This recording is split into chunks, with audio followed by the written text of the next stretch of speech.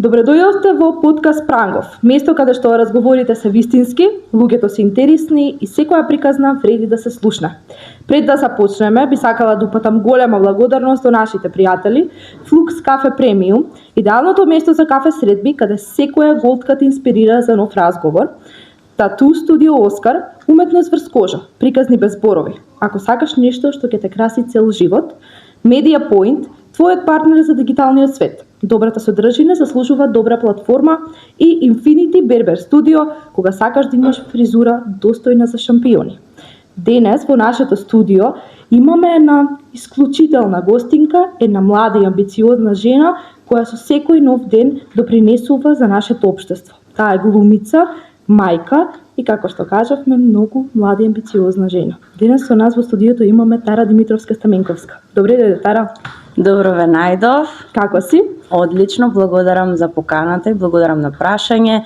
И искрено да ви кажам, од оваа страна е полесно. Да? Многу полесно е. Многу ни е мило што денеска си тука со нас. Знаеме дека во последно време и така како си по телевизиите, по социјалните мрежи, до сега верувам дека повеќето од нашата општина, па и од регионот имаат запознаено. Затоа решивме денеска да го прескокнеме прашањето за да се опишеш себе си. Мислам дека веќе ти имаат до негде запознаено. Ќе почнеме со малку поразлични прашања. Тара, за почеток сакам да ми кажеш какво дете беше, каква средношколка беше ти и дали имаш некој спомен од тој период што ти оставило најмногу впечаток? Јас како дете бев палаво дете, љубопитно, немирно дете, многу се тепав како мала, да. Кога пример некои од децата не ми даваат да си играм со нив, јас ги тепав. Така. Инаку средношколка исто бев брзоплета, амбициозна, знаев уште од средношколските денови што сакам да бидам кога ќе пораснам. Знаев дека сакам да бидам глумица. Баш ова. И да, како дете бев навистина љубопитно и палаво дете. Тоа е што можам да издвојам, пример како дете. Некој спомен од детството што ќе го памтам, мислам дека тоа е времето поминат со мојот дедо. Тоа е единственото нешто што ми останува така при срце. Баш убаво. Значи што од млади години ти се била активна во нашето општество, во нашата општина. Баш убаво. Кажи ми како дојде да се запишеш всушност на драмски факултет, кои ти беа на тебе опциите за факултети и како се одлучи баш за Благоевград? Па јас кога се запишав прва година средно, значи знаев веќе дека сакам после завршувањето на 4-та година да отидам да студирам во Бугарија. Но пред се прво ми беше желбата да студирам во Софија на надфис, но во тој период кога јас требаше да се запишувам, како немаше слободни места за македонските државјани и не сакав да губам година и затоа се запишав во Благоевград. Ме примија веднаш на првите уписи, бев пресреќна, иако длабоко во себе знаев дека ќе ме примаат и ќе започнам студирање таму. Кога отидов прва година, тоа за мене беше секако еден нов почеток. Претходно не сум имала искуство со глумењето, бидејќи овде во Каменица немаше курсеви за глума или било каде да отидам и затоа чекав да дојде време кога треба да одам на факултет за да почнам да се занимавам со тоа што го сакам. И тогаш тоа се моите почетоци од факултет. Тогаш се соочив со реалноста за глумењето, научив техники, бидејќи во глумењето талентот е многу мал процент, се останато е работа. Како ти се впечатоците од драмскиот факултет во Благоевград? Јас искрено сум презадоволна, бидејќи во Бугарија образованието е на високо ниво. Кога бев 3-та година, исто добив можност во драмскиот театар во Благоевград да учествувам во 2 представи, бев како статист. Што беше исто за мене едно преголемо искуство, веднаш како студент плюс од Македонија единствена бев што имав така 2 представи во театарот и од таму започна мојот пат да се занимавам професионално со глума, се до завршувањето. 4-та година отидов на Еразам, размена на студенти во Турција, каде што пеев 4 месеци во Адана, Чукурово универзитет, исто едно преубаво и преголемо искуство. Баш сега ќе те прашував колку представи всушност имаш играно до сега, која ти беше првата улога, која ти е омилена улога и зошто? Па како улога, главна улога, немав досега играно. Првите мои улоги се во драматичниот театар Никола Вапцаров како статист. Потоа, кога завршив со студирање, овде имав курс за глума со дечињата, каде што за 1 месец направивме 2 премиери. И сега после 3 години пауза, јас се враќам на сцената со нова театарска представа, каде што за прв пат јас ќе имам професионална улога. Баш убаво, после ќе си го надоврземе разговорот на тој дел. Кажи ми, како стигна ти всушност до Турција, каков ти беше ангажманот таму, дали имаш одено на аудиции, можеби за турски серии? Па така, јас отидов во Турција преку факултетот на размена на студенти во Адана, како што кажа, во Чукурово универзитет. Таму исто учев како нормално ги имав еден семестар со сите предмети кои што се учат таму. Направивме, не сме имале таму да играме представи, но правевме како етиди, кратки етиди за карактери, да го представиме карактерот на ликот. Таму ја играв Мерлин Монро, правев карактер на Мерлин Монро и Ромео и Јулија, каде што исто ја играв Јулија, но кратка сцена, монологот на Јулија. Баш убаво. Има ли многу разлика од драмскиот факултет во Благоевград и во драмскиот факултет? Огромна е разликата, бидејќи во Турција навистина драмскиот факултет е на едно многу високо ниво, бидејќи пример после завршувањето веднаш имаат вработување колегите кои што завршуваат таму и многу е полесно, бидејќи навистина театарот и филмот во Турција многу се цени. Актерот навистина е ценет. Баш убаво. Кажи ми, од Турција стигаш до Германија, мислам прво се враќаш тука, сега имаш Го имам курсот за глума. Да, го имаш курсот за глума. Како стигаш ти всушност до Германија? Во Германија јас стигнав сосема спонтано, непланирано. Овде кога го завршив курсот за глума кој што ми траеше колку месец и пол, и за тој месец и пол извадивме. Планираше да си го тераш повеќе или? Да. Кога го започнав, планот беше да трае. Едноставно бев решена дека ќе бидам извесен период тука. Германија ја немаше на мапата да отидам таму, но во некои околности се случи јас да се најдам таму, бидејќи јас од секогаш сакав да патувам. Јас сум човек кој што сака да истражува, да запознава нови луѓе, да запознава нови традиции, но и да видам надвор од Македонија како живеат луѓето во Европа, пример. Значи ти си вечен патник. Да, на некој избор, бидејќи после 4-та година од кога завршив тука, јас сум во Бугарија, така да во Каменица сум била многу малку. И така се најдов во Германија, каде што таму си се омажив со мојот сопруг, си имам бебенце, веќе не е бебенце, порасна, но да, тоа ми е, мислам дека едно од најубавите работи што ми се имаат случајно во животот. Кажи ми, каков е животот во Германија? Колку е поразличен системот таму од тука? Како ти се прилагоди на истиот, особено и како мајка?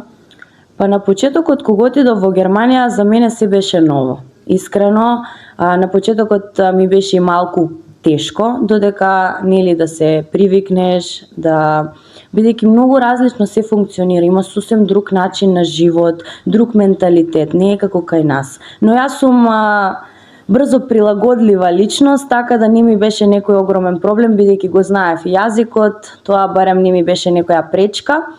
И за некоја недела-две јас веќе почнав слободно да функционирам и сега веќе пример немам проблем. Убаво ми е таму. Колку време беше во Германија? Мислам 3 години како сум во Германија. Во тие 3 години еден куп работи се соочив со еден куп работи, со искуства. Така да среќна Баш сум. убаво. Еве сега ни се враќаш во Каменица повторно, спремаме представа, ќе ја најавиме на крај. Кажи ми, што мислиш ти за театарот тука во Македонија? На што според тебе треба најмногу да се работи за да се оживее повторно таа театарска сцена во Македонија? Па вака, театарот во Македонија не на некое лошо ниво, искрено. Во поголемите градови, да, се прават театарски представи, активно има луѓето сакаат да гледаат театар, не сите, но дел од луѓето навистина сакаат. Додека пример можеме да кажеме кај нас овде во Македонска Каменица. Значи, луѓето, според мене, луѓето немаат некоја, да кажам, култура за театар во Каменица, бидејќи досега не сме научени, да, и многу малку има представи и има интерес. Луѓето не знаат. Тие, примерно, знаат, да кажеме, некоја театарска представа, доаѓа, пример, познатите актери ги гледаат, оке, се фино и тоа е тоа. Сега, како е сегашниот директор на Домот на културата, да, се случува нешто, но пред тоа беше еден огромен ужас. Да го поздравиме директорот на Kids Романса. Поздрав директора. И продолжи само активно само вака да продолжиш така. Мислам дека не е само во Каменица тука вака, туку целиот источен регион е малку. Па добро, да, источниот регион, да, слабо се случуваат театарски представи, луѓето знаат многу помалку за театарот. За жал. Одиме на Или. Ајде. Кажи ми, Тара, мала или голема сцена? Голема сцена. Претходно изготвен текст или импровизација? Зависи. Соло настап или настап со колеги? Зависи и тоа. И тоа, и двете. Комедија или драма? Повеќе сум за драмата. Театар или филм? И тоа е како исто да го прашаш еден човек дали левата или десната рака. Значи не можам и двете, бидејќи филмот за мене е многу полесно да се снима филм отколку театар. Театарот е потешко бидејќи е сега во моментот. Да. И двете.